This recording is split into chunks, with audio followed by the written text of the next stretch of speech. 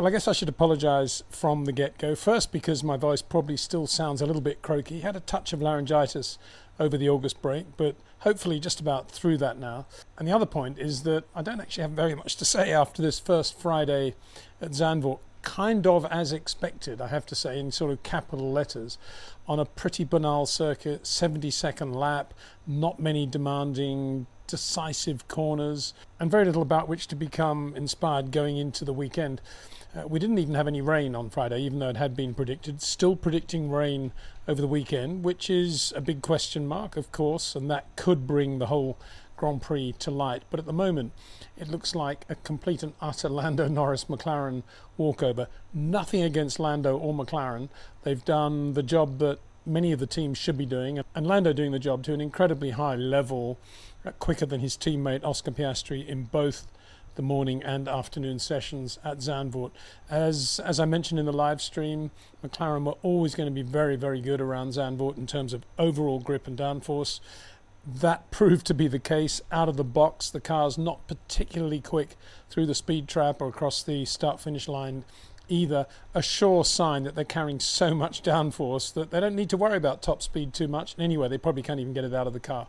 So there you go, so much downforce, and it's serving them beautifully through the medium and slow speed corners, particularly going into the two slow right-handers and the traction out of those corners. Pretty uninspiring for the fans because you can't really touch and feel that sort of advantage.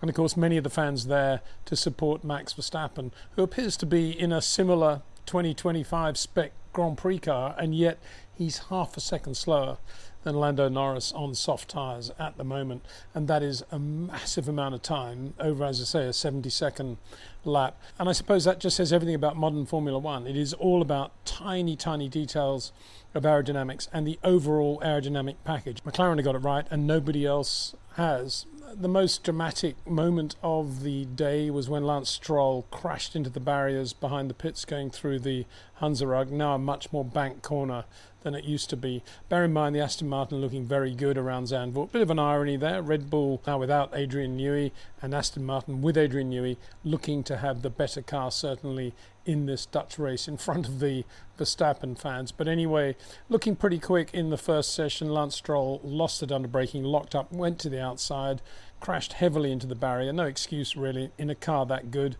and even failed to take his hands off the steering wheel as he hit the barrier, as if Daniel Ricciardo hadn't even had that shunt a couple of years ago. So not an impressive piece of driving by Stroll at all. Fernando Alonso, meanwhile, in the other car, quick in both sessions and looking to be right up there in terms of Mercedes, Red Bull, and potentially any other teams that will be fighting for third place on Sunday. So Fernando looking good. And the only other real point of interest, again, nothing to do with the performance of the cars, was in the pit lane when Oscar Piastri came into what appeared to be the wrong McLaren garage and then zipped to the left just to go into his, and as he did so came out right in front of George Russell. Bearing in mind the speed limit's been increased from 60 to 80 kilometers an hour for this race to try and encourage a few more pit stops, and George really had to pull on the anchors there. Lots of replays of that, lots of talk about that, because there wasn't much going on the track at the time, and as I say, that became one of the highlights of the day. So if I sound a bit dismissive and cynical, it's because this first day at Zandvoort was not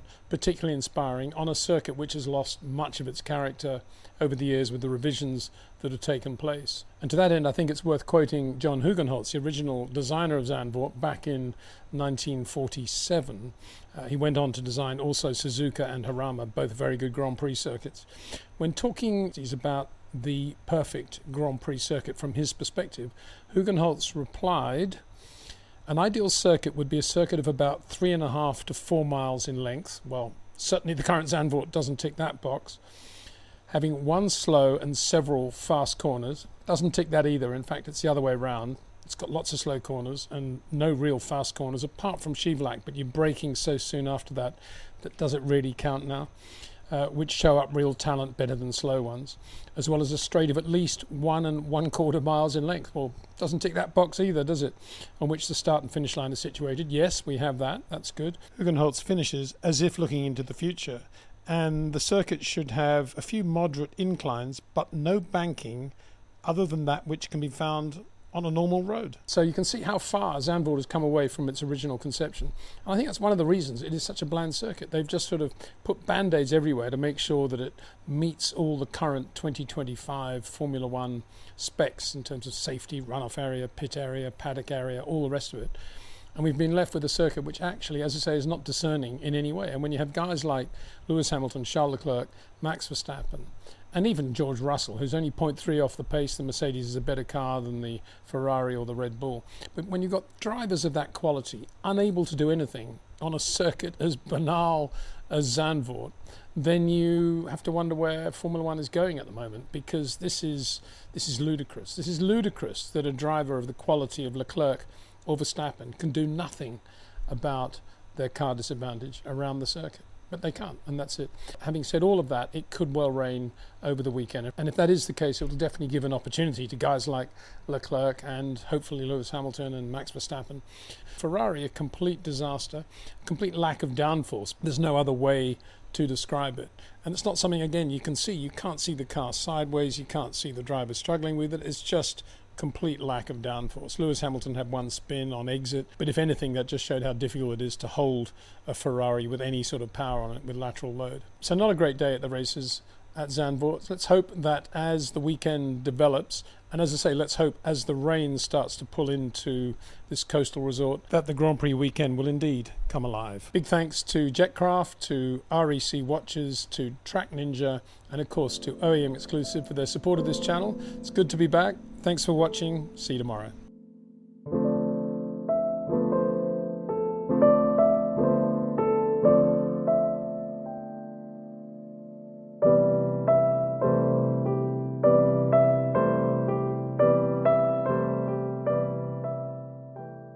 Well, it didn't rain on Saturday at Zandvoort either, so we could enjoy the blue skies, the sunshine, the beach, the wind, the crosswind. Lots of complaints about that. We'll chat about that anyway. And we could enjoy watching the two McLaren drivers fight it out for the pole. I suggested yesterday that the slight power was with Lando Norris, not necessarily because of his momentum from the previous races, but mainly because of how well he was driving through Sector 2 yesterday. That key part of Sector 2, which is turns 8 and 9, going through a very quick 6-gear right-hander, braking into a tighter right-hander with turning in on the brakes. Everybody has to turn in on the brakes there because it's a tightening radius corner. And Lando looking really good there yesterday, letting the car breathe, very free, looking like a guy who was going to be on the pole. But in the end, it was his teammate, Oscar Piastri, who got the pole. The classic sort of Jack Brabham response afterwards to Jolyon Palmer when Jolyon said, well, you dug it out at the last millisecond there, Oscar, how did you do that?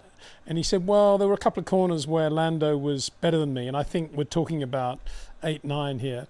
So rather than fight that, I just tried to go a bit quicker where I was good, which I'm not sure is actually true, but it sounded good. It was, as I say, very blackjack in the way he was able to sum it all up and get on to the next question.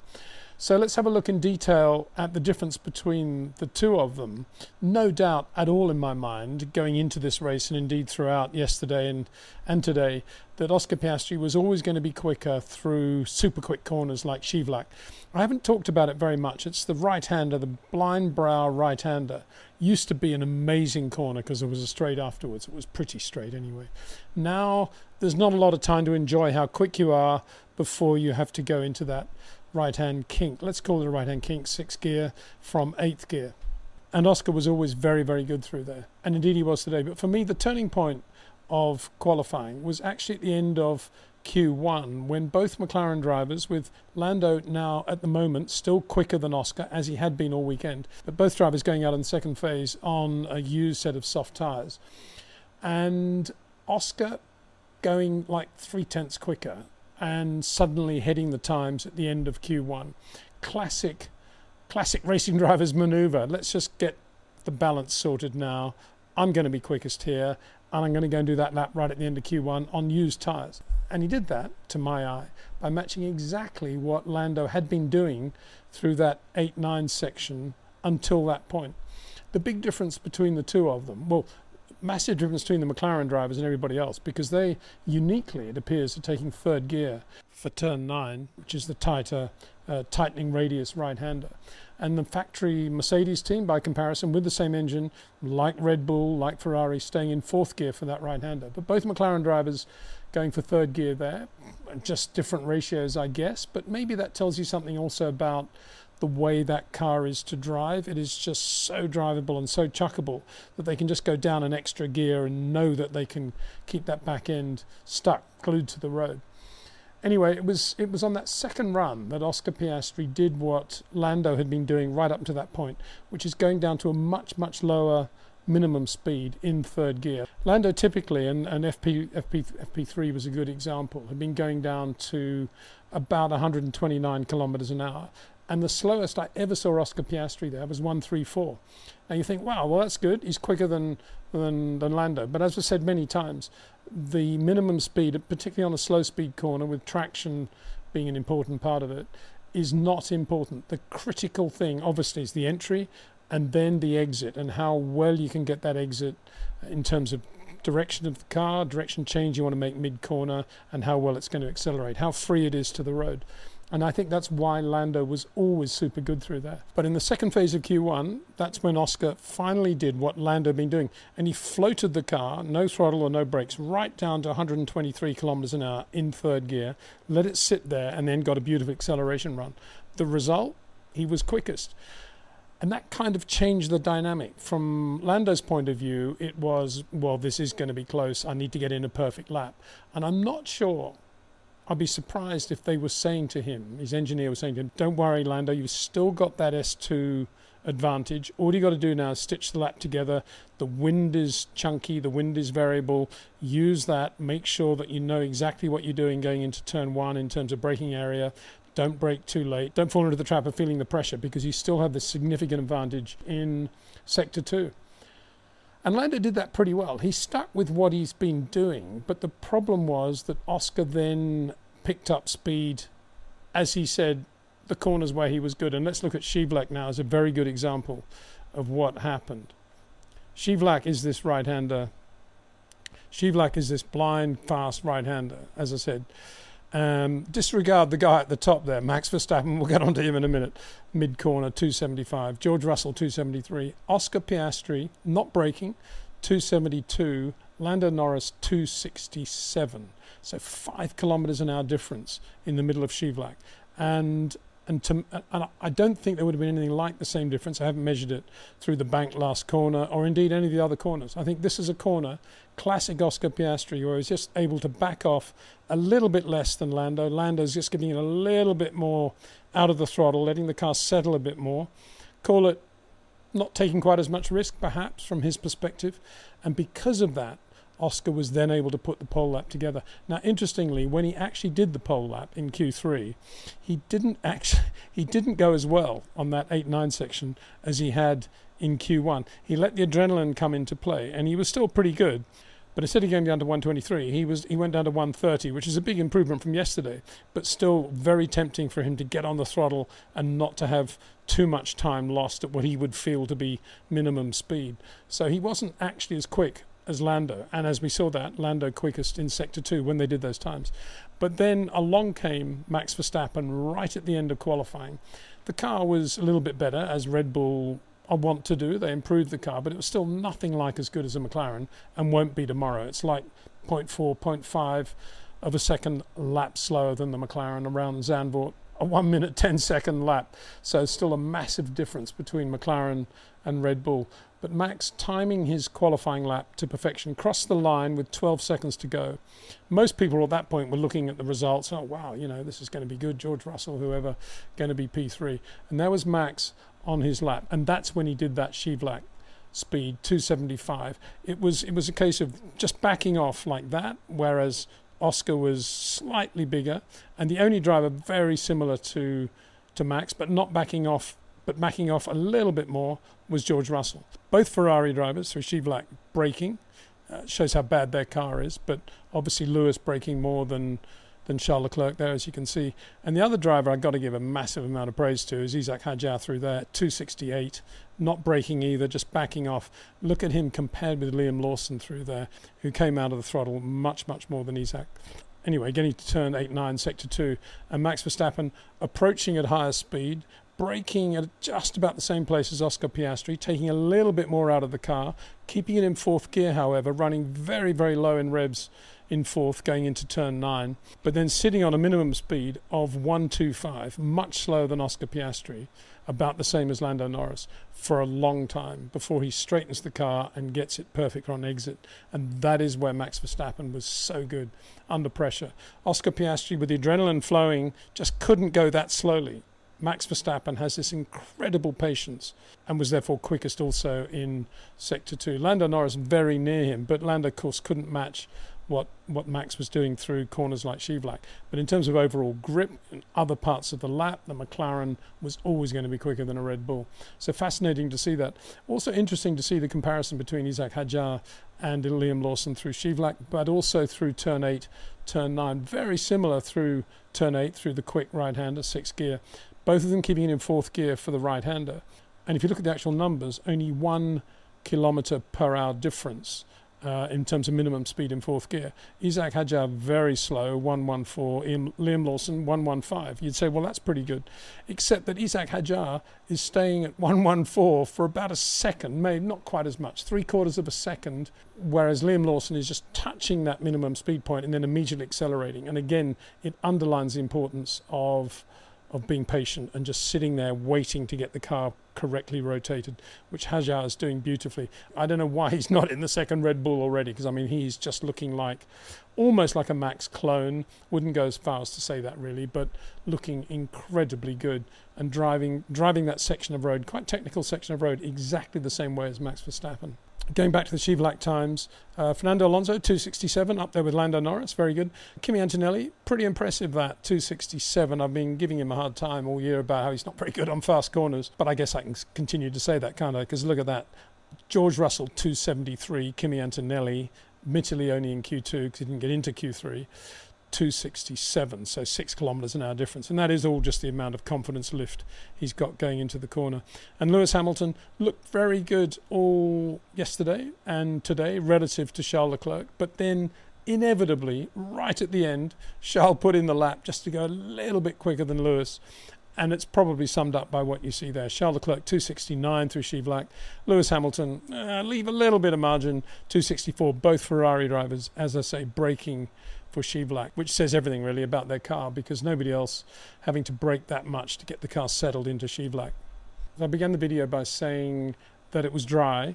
At the moment, it is a 70% chance of rain on Sunday. The interesting thing is that nobody, if you look at the top speeds, everybody's basically doing the same top speed. It doesn't look as if anybody is anticipating the wet and has got anything like a sort of Spa wet setup or a Silverstone wet setup on the car, and they're all going to go into the race if it is wet with the setup they've got, albeit with the small adjustments you can make to the brake ducts and things like that for the wet. So if it is wet tomorrow, it'll be interesting. Expect the McLaren, with everybody running effectively dry setup, expect the McLaren to have an even bigger advantage because they generate so much downforce, additional downforce, compared with, say, Red Bull, Mercedes and Ferrari. Shout out to Fernando Alonso for making it through to Q3. Aston Martin not quite as impressive as they looked yesterday, not helped by Lance Stroll, again going off, this time in Q1. Overconfident, I guess, or hasn't done enough days recently with Rob Wilson, one of the two, probably a combination of the two. Lost it going into the last corner, well, the second last corner, which is still flat before they get into the bank section, but it's a very, very quick right-hander. It was even worse than the mistake he made yesterday, really. He caught a left rear on the white line on the edge of the grass, and as he turned in, loaded up that section and just went straight off. A real beginner's shunt, if ever there was one, damaged the front of the car and wasn't able to go out again. But Fernando Alonso looked neat and tidy and clean throughout, and to make the top 10 again and further underline his position in that team. In his mind, nothing will be more important than keeping that drive solid for 2026, when he can sit back and enjoy driving an Adrian Newey Grand Prix car. So Oscar, Lando, Max, first three. Max will be pleased to be on the grippier side of the grid, particularly if it's wet.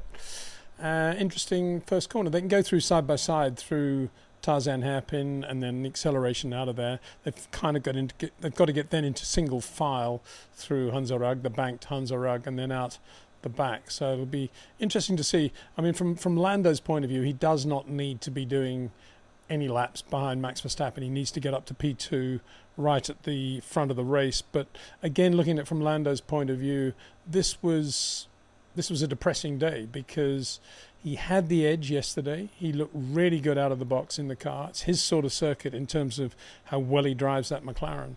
And yet when it came down to it, Oscar Piastri found the way to out-qualify Lando Norris. And if you out-qualify your teammate at Zandvoort, it's relatively straightforward then to go and win the Grand Prix, as Mario Andretti proved in 1978. So, yeah, anything when he was racing Ronnie Peterson in the JPS Lotus. So, yeah, not a good day for Lando Norris. He'll be putting the brightest shine he possibly can on it, and he's pretty good at doing that.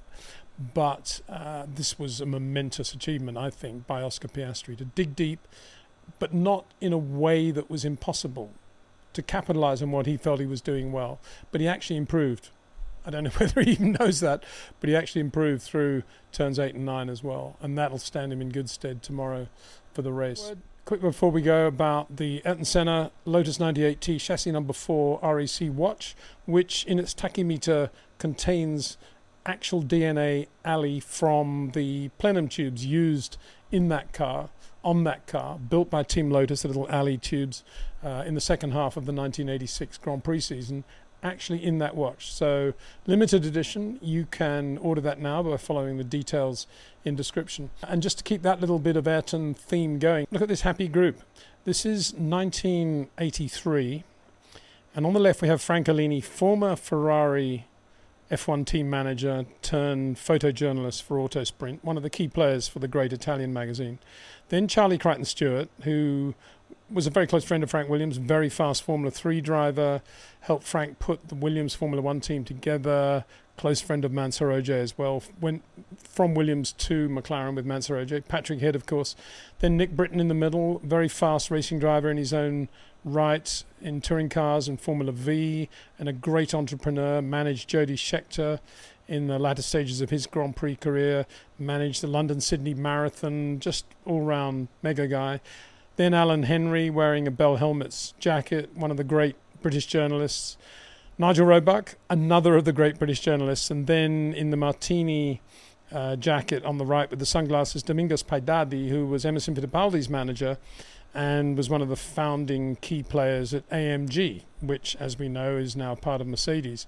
So an interesting bunch of people. What are they all doing at Zandvoort in 1983? They're all gathering on the outside of HunzeRug with me to watch a young Brazilian called Ayrton Senna race in the Formula Ford 2000 support race, which he won easily. And to me, that was one of the first times that the Formula One world had really stood back and recognised what Ayrton was all about. And they were all there just to watch Ayrton. The word had got out. Isn't that brilliant? And Ayrton, of course, did race at Zandvoort. Was on and off this circuit in terms of being part of the Grand Prix calendar, but he raced there in 1985 in that Dukeridge-designed JPS Lotus, which then evolved into the 98T, about which we're talking, raced by Ayrton in 1986. Two other items. Great American photographer Jay Hector emailed me last night with this photograph of James Hunt leading Niki Lauda to victory in the 75 Dutch Grand Prix. He was watching the show yesterday and sent that in. Absolutely gorgeous photograph. Great photographer, Jay. Worked for all the top American magazines and Grand Prix International in Europe. And isn't that a lovely photo going into said Shivlak corner? Look at the size of the rear tyres they had back then in 1975. And a lot of rearward weight distribution on the Hesketh helped James with the traction of that car. Harvey Postlethwaite was a bit concerned about it, but the Goodyear tyres, very stiff sidewall tyres, or stiffer than ever before, and James used them to advantage. But that's how close Niki was. You can see he's got slight oversteer going to Shivlak as well, bit uncharacteristic of Niki, and that's about as close as Niki ever got. James just used the traffic so well. And another email from Rob Brower, who sends in this picture of Jackie Ickx. Would you believe in 1962, when he was basically still at school, he was invited because he'd done so well in trials in Belgium, he was invited to Zandvoort to test a 50cc race bike for the Suzuki factory team, and was incredibly impressive. And as a result, got a start at Spa, and was then going to race at the Japanese Grand Prix until the FIA realised how young he was, hadn't even turned 18, and wouldn't let him start. But you could say that Jackie Ickx began his competition career, in effect, at Zandvoort as well. Amazing. And another famous driver had his first Grand Prix at Zandvoort as well. This is Jim Clark in 1960 in the factory Lotus 18 with Jim Enderite, one of the key players for Team Lotus at the time. Anyway, looking forward to the race tomorrow, which could well be wet, he keeps saying. Looking forward to that. Big thanks to Jetcraft, to OEM Exclusive, to Track Ninja, and to REC Watches. To you, the viewer, see you tomorrow.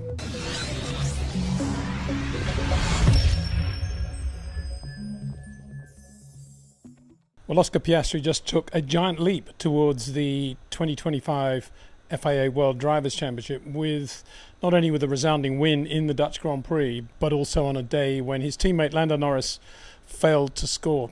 Put another way, to quantify the points advantage that Oscar secured in just one day, that is equivalent of him leading a McLaren 1-2, a Piastri Norris 1-2 for 3 successive races, 3 to 4 actually. So a massive advantage for him to win the race in which Lando Norris fails to finish. He drove beautifully from the pole. As I said yesterday, once you've got the pole at Zandvoort, it's not quite like Monaco because many other factors can come into play. But it is a very difficult circuit on which to overtake.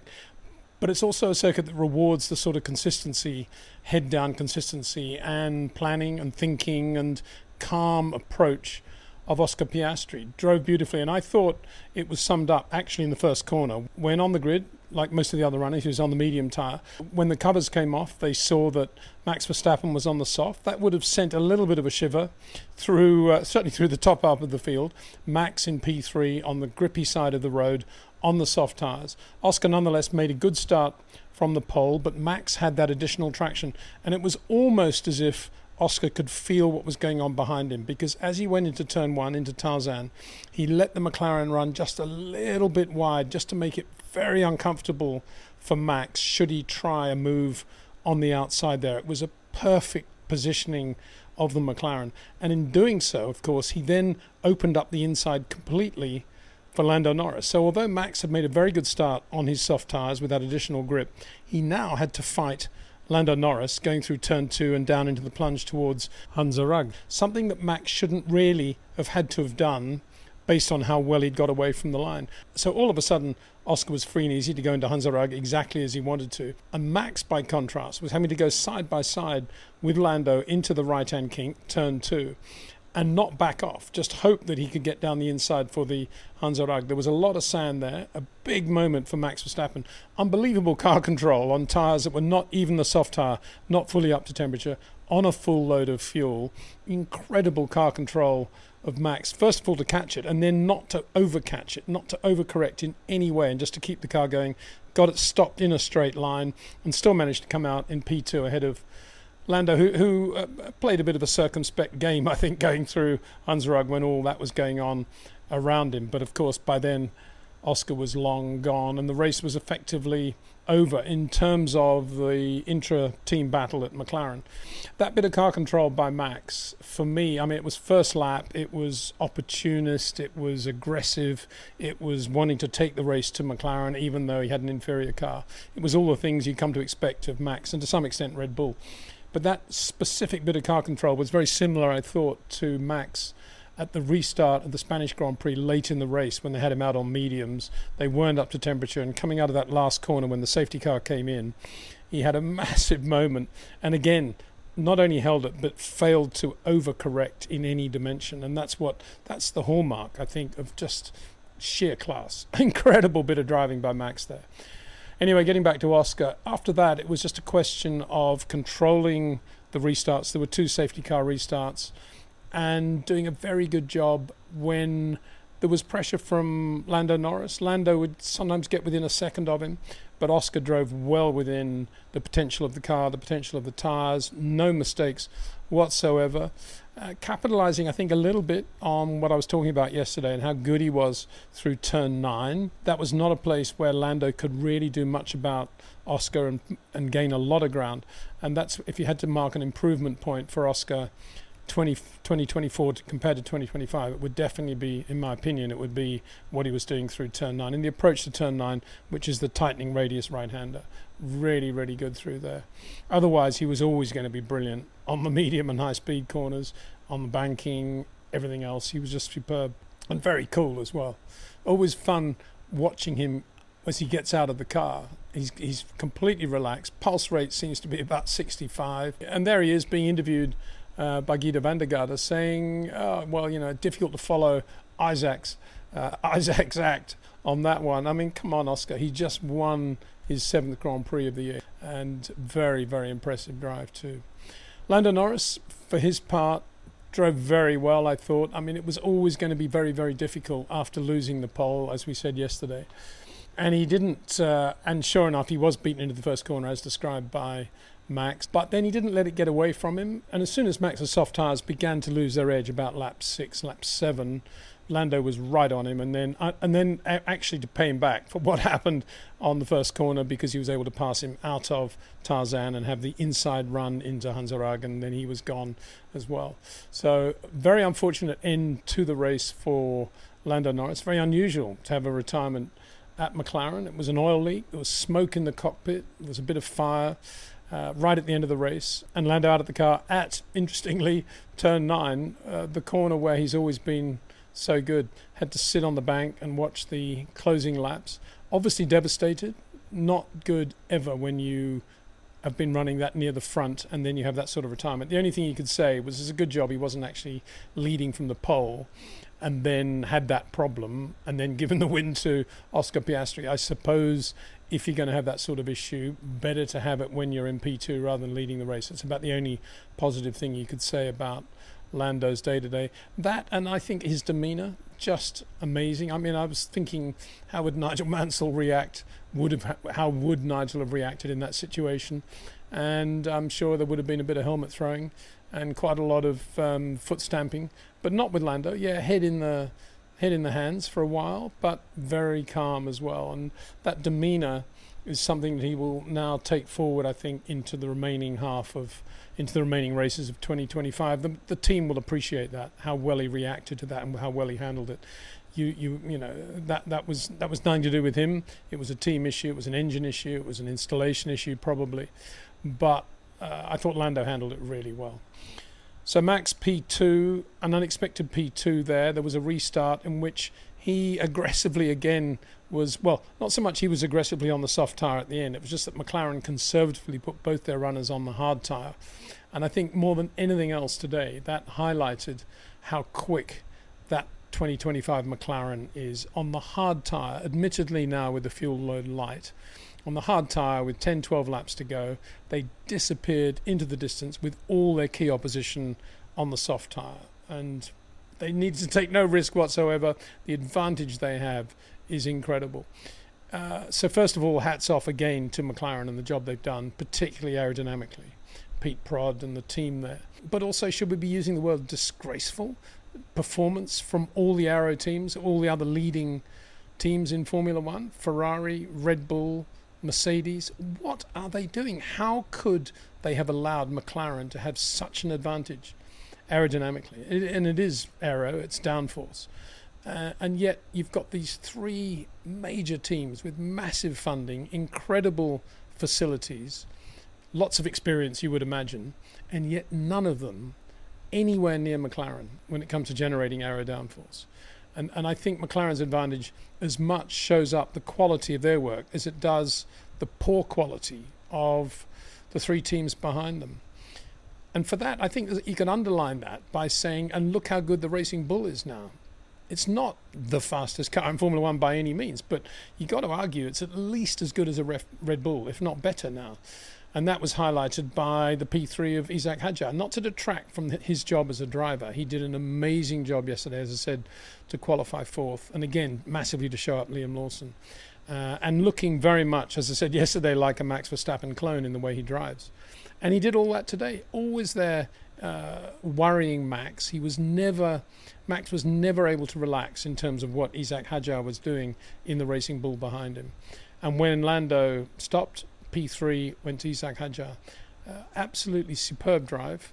But again, underlining the poor performance of Red Bull, Mercedes and Ferrari, that a team like Racing Bull can emerge from what was last year the midfield, maybe the back of the midfield, and to do such a good job with that car.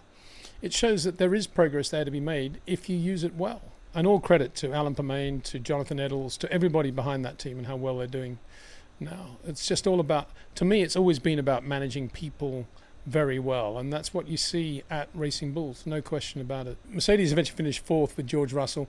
George got muscled out by Charles Leclerc in the opening lap and was then frustrated to be behind Leclerc. Leclerc could do nothing about Isack Hadjar. And when there was a restart after Lewis Hamilton had gone off, the first of the two Ferraris, both went off at the same corner, different reasons.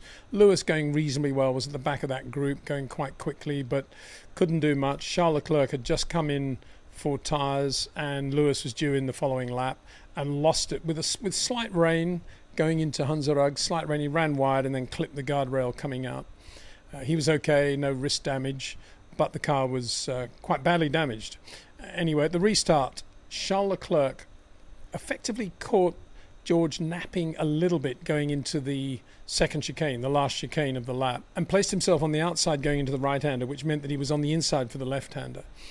And if you freeze frame it, you can see that as Charles is alongside George, he's got not obviously the left rear is way off in the boonies in the gravel, but his right front is also off on the outside of the white line. So he's actually got all four wheels off the track. But he hits George, and George gets damage, and he goes past and pulls away from George. Now, they said they were going to investigate that after the race. It'll be interesting to see whether they do, because Charles Leclerc's race ended later on when he came in for soft tyres the lap after Kimi Antonelli had done so. Responding to Antonelli's pit stop, they were quite close to one another at that point. Mercedes had led Antonelli past George after that damage. And the two of them collided at HunzeRug, bringing out a second safety car. Now, there are two things there. One, I think that was entirely Antonelli's fault because he was way down the inside of this banked HunzeRug corner. Charles was doing exactly what you always do there and run around the outside. And there's nothing wrong with going down the inside there, but what you can't then do is run up to the top of it and take out the guy on your outside, which is exactly what Antonelli did, and he got a penalty for it. But more significantly, I question why Ferrari had to cover Antonelli with Charles Leclerc coming into the pits like that. Surely, it's Antonelli in the Mercedes. This is Charles Leclerc getting track position. Surely you would keep him out for another couple of laps just to get track positions consolidated for Charles Leclerc and not have to worry about covering Kimi Antonelli. I was astounded that, again, Ferrari did that. To me, that looked like, oh yeah, he's come in, we better cover the pit stop, don't want the undercut, all that stuff that they always talk about. And again, lack of free thinking, because you don't have to go down that path of the undercut all the time. You have to look at the drivers involved. And for me, anyway, if I'd been running Ferrari at that point, I would have kept Leclerc out for a couple of laps for sure. Anyway, they didn't, and it ended in tears. And at that point, I guess George Russell would have thought, well, at least there's a bit of justice there because my teammate's now taken out Charles. And that enabled George to finish fourth, albeit with a damaged Mercedes. Not a great day for them, obviously. But Alex Albon, very good in the Williams, kept out of trouble most of the time. He alone was on a new set of softs right at the end of the race, consolidated P5 for Williams. But his teammate, Carlos Sainz, I think very unfortunate. I mean, every time he gets involved in an incident with another car in which there's potentially going to be some sort of penalty, it always comes down against Carlos Sainz. We've seen that basically since the Australian Grand Prix a couple of years ago, that restart. And so it was today. I can't believe that he got the penalty and Liam Lawson, who basically drove into him, didn't. And nor could Carlos. And as I speak, he's probably with the stewards now asking why they made that decision. But he got the penalty. And although he did drive very well, of course, that was the end of his day as well in the other Williams. Oliver Behrman, P6, very good. Starting from the pit lane, and finished sixth on a two-stop strategy when everybody else went three-stop.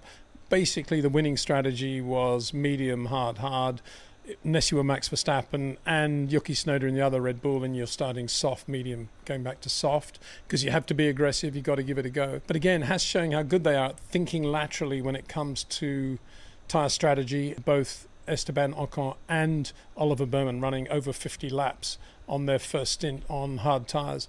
And as a result of the safety cars that came in back end of the race, Oliver Bowman was able to finish 6th. Very good. Got track position from the pit lane. So an excellent drive by Oliver. Aston Martin 7th and 8th. Disappointing given how quick they proved to be on Friday at Zandvoort. They tried a short middle stint for Fernando Alonso. Didn't really work. He's in so much traffic. So in the end, it was Lance Stroll who finished 7th and Fernando 8th. Very frustrating day for Fernando yet again in terms of strategy and getting the best from that car. Yuki Tsunoda almost unnoticed in 9th place in the other Red Bull. Must be wondering how long it'll be now before he's replaced by Isack Hadjar. And Esteban Ocon, as I say, on that one-stop strategy, finished 10th in the other Haas Ferrari. So a huge crowd there to enjoy the race today. Delighted, of course, that Max finished in the middle of the podium. There was a little bit of rain finally, but Zandvoort, for the most part, dry on all 3 days, despite all those forecasts.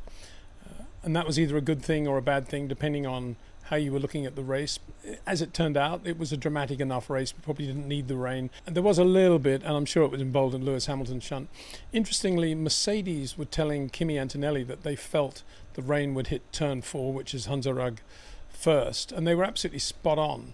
And Lando Norris actually gave his race engineer a bit of a hard time after the Hamilton shunt by asking what had happened with Lewis, and they explained that he'd run a bit wide and got up onto the edge of the top of the corner and then hit the guardrail coming out. And Lando said, yeah, absolutely, that's what I thought. But that's good information that I would have needed straight away. That's race-defining information is what he said. And he's quite right to have said that. But whether or not the info got through to Ferrari, that was where the rain was going to come first, and through to Lewis Hamilton, it appears as if they didn't. And Lewis ran wide, uncharacteristically wide in the middle of the corner, just right up. And once you were there, he was a passenger and just caught the guardrail coming out. So Lewis, having had a relatively good weekend and qualifying within 100th or so of Charles Leclerc, then had it all collapse around him in the race. So it'll be interesting to see how he picks himself up going into Monza. There'll be a massive amount of attention on him, obviously, going into the Italian Grand Prix this weekend. And that probably will be a lot for him. It'll be similar to being at Silverstone almost, I guess. Although the expectations will be slightly different. But it'll be interesting to see how he reacts to that and how they pan out this coming weekend at Monza. I spoke yesterday of the RAC watch, which commemorates Ayrton Senna's 1986 season with the Lotus 98T Renault, chassis number 4. Parts of that car in the DNA of the special edition RAC Ayrton Senna watch. And we've been talking a lot about Ayrton and his role in motorsport and how he was as a racing driver. I thought today I would just show you one of my favourite pictures of Ayrton. I took this at Thruxton in 1983, just before the final of the British Formula 3 Championship, which he won. And he's there in what appears to be a deserted pit lane, because he was watching a support race. I think it was some sort of sports car race, minor sports car race. And with Paul Taft, who is the gentleman on the left, very fast racing driver in his own right, Paul, really nice guy, one of the fastest mini drivers I ever came across. And Ayrton was watching the start procedure, just because he always did that, just to watch how it worked, if there was any sort of pattern to how long the lights stayed red before they went out. Always looked at those tiny details. And he was doing that. And Paul Taft was actually doing the same thing. And they started chatting about it and exchanging information, because Paul had been watching quite a lot of the starts as well. And I just stood there taking the picture, and they both just sort of smiled at the camera as I did. And that, to me, that just shows Ayrton's attention to detail, that very early stage in his career. But anyway, it is the JPS Lotus 98T that we're celebrating with this amazing RAC watch. So details of how you can pre-order that limited edition watch in the description below this video. Big thanks to RAC Watches, to Jetcraft, to OEM Exclusive, and to Track Ninja for their support of this channel. Thank you for watching. See you again soon.